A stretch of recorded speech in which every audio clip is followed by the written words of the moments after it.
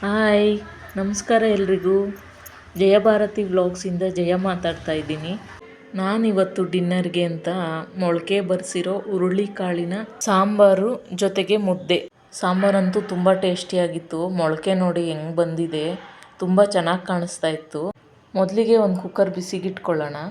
ಅದಕ್ಕೆ ಸ್ವಲ್ಪ ಎಣ್ಣೆ ಹಾಕ್ಕೊಂಡು ಅದು ಸ್ವಲ್ಪ ಬಿಸಿ ಆದಮೇಲೆ 1 ಸ್ಪೂನ್ ಗಸಗಸೆ, 1 ಸ್ಪೂನ್ ಕಡಲೆ ಮತ್ತು ಸ್ವಲ್ಪ ಚಕ್ಕೆ ಲವಂಗ ಆ್ಯಡ್ ಮಾಡಿಕೊಂಡು, ಖಾರಕ್ಕೆ ಅನುಗುಣವಾಗಿ ಒಣಮೆಣ್ಸಿನ್ಕಾಯಿ, ಕಲ್ಲರ್ಗೆ ಸ್ವಲ್ಪ ಬ್ಯಾಡಿಗೆ ಮೆಣಸಿನ್ಕಾಯಿ ತೊಗೊಂಡು ಅದನ್ನು ಸ್ವಲ್ಪ ಎಣ್ಣೆನಲ್ಲಿ ಫ್ರೈ ಮಾಡಿ ಇದೆಲ್ಲನೂ ಮಿಕ್ಸಿ ಜಾರ್ಗೆ ಎತ್ತಿಟ್ಕೊಳ್ತಾ ಇದ್ದೀನಿ.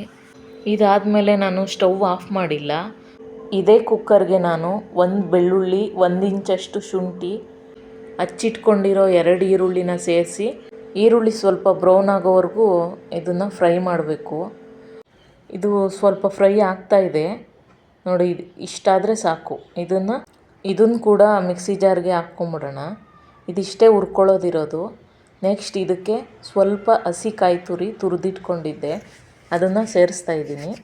ಸ್ವಲ್ಪ ಪುದೀನ, ಸ್ವಲ್ಪ ಕೊತ್ತಂಬರಿ ಸೊಪ್ಪು ಸೇರಿಸಿ, ಇವಾಗ ಇದಕ್ಕೆ 2 ಸ್ಪೂನಷ್ಟು ಧನಿಯಾ ಪುಡಿನ ಸೇರಿಸ್ತಾ ಇದ್ದೀನಿ.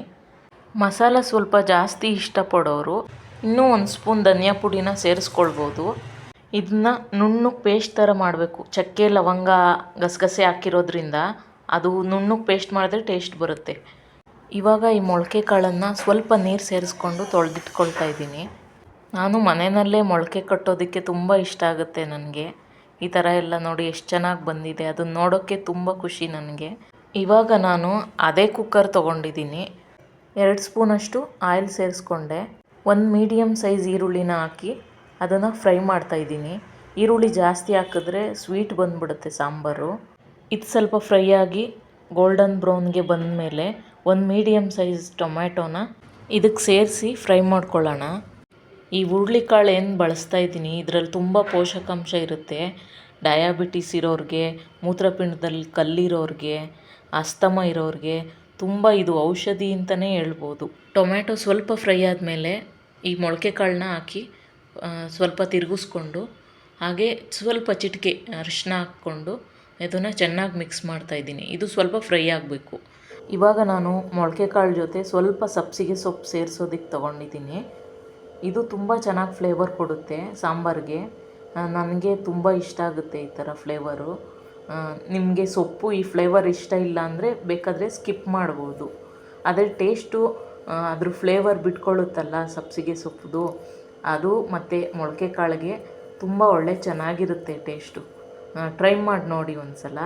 ಇದಕ್ಕಿವಾಗ ರುಚಿಗೆ ತಕ್ಕಷ್ಟು ಉಪ್ಪು ಸೇರಿಸ್ತಾ ಇದ್ದೀನಿ.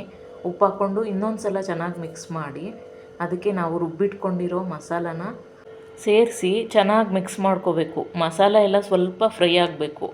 ಇದು ಫ್ರೈ ಆದಮೇಲೆ ಬಿಸಿನೀರು ಕಾಯಿಸ್ಕೊಂಡಿರಬೇಕು. ಸೊ ನಿಮ್ಗೆ ಎಷ್ಟು ಬೇಕು ಆ್ಯಡ್ ಮಾಡ್ಕೋಬಹುದು. ನೀರು ತುಂಬ ಜಾಸ್ತಿ ಸೇರಿಸಿದ್ರೂ ಚೆನ್ನಾಗಿರೋದಿಲ್ಲ. ತುಂಬ ನೀರು ಕಡಿಮೆ ಯೂಸ್ ಮಾಡಿದ್ರೂ ಮಸಾಲೆ ಅನಿಸ್ಬಿಡುತ್ತೆ. ನಿಮ್ಮ ಟೇಸ್ಟಿಗೆ ಅನುಗುಣವಾಗಿ ನೀರನ್ನ ಸೇರಿಸ್ಕೊಳ್ಳಿ.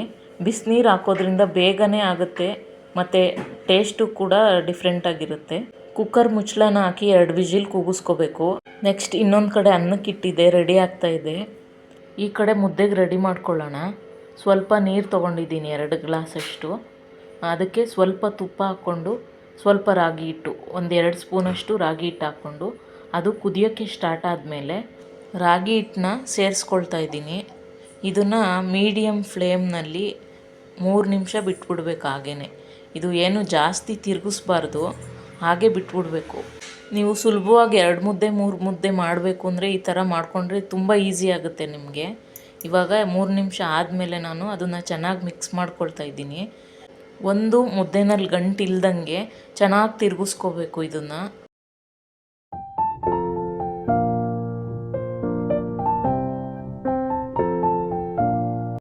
ಇದನ್ನು ಗ್ಯಾಸ್ ಮೇಲೆ ಇಟ್ಟು ಸಣ್ಣ ಊರಿನಲ್ಲಿ 1 ನಿಮಿಷ ಹಾಗೆ ಬಿಟ್ಬಿಡೋಣ. ಈ ಕಡೆ ಸಾಂಬಾರು ರೆಡಿಯಾಗಿದೆ. ಇವಾಗ ನಾವು ಮುದ್ದೆನ ಮತ್ತೊಂದು ಸಲ ತಿರುಗಿಸ್ಕೊಳ್ಬೇಕು.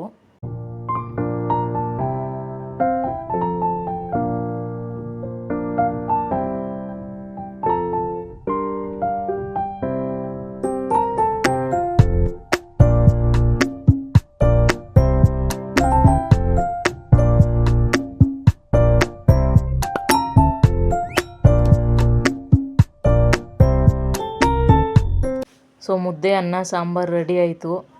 ಟೇಸ್ಟು ಕೂಡ ತುಂಬ ಚೆನ್ನಾಗಿತ್ತು. ಇಲ್ಲಿಗೆ ನಾನು ಈ ವಿಡಿಯೋನ ಎಂಡ್ ಮಾಡ್ತಾ ಇದ್ದೀನಿ. ಇಷ್ಟ ಆಗಿದ್ದರೆ ಲೈಕ್ ಮಾಡಿ, ಶೇರ್ ಮಾಡಿ, ಸಬ್ಸ್ಕ್ರೈಬ್ ಮಾಡಿ. Thank you for watching.